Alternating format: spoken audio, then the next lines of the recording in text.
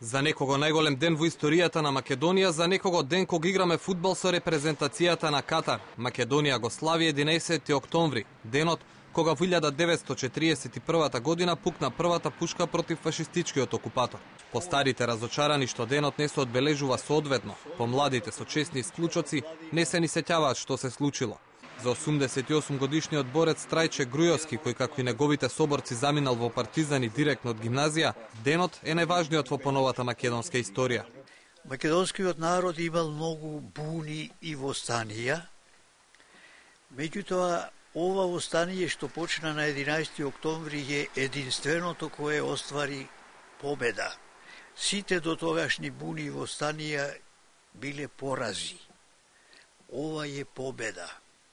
Победа во која се оствари слобода и се создаде држава. Големината и значењето на 11 октомври во очите на Грујовски делат и по старите граѓани. Првата пушка за нив е символ за македонската држава. Првата пушка пукнала во Прилепи Куманово, затоа што се дигнал народот на востание, за да имаме денешна во оваа земја. Времене со Илинден и со второто заседание најавно. Помладите пак речи си да немаат мислење за настанот, бидејќи поголемиот дел од нив не се ни сеќаваат што всушност се случило на овој ден. По што е значаен 11 октомври во Македонија? Немам појма. Ако ќе победиме Катар, тоа е значајно. Не за Катар, 11 октомври е празник во Македонија. На што е празник? Не знам, дечкова е по-голем патриот, ја не знам тоа. Првата пушка во Прилепи Куманово против фашизмот. Знаете која година се случи и дали го славите некој празник? Па не. Кога македонците го дигнале својот глас и кога кажале дека нешто значат на овие простори.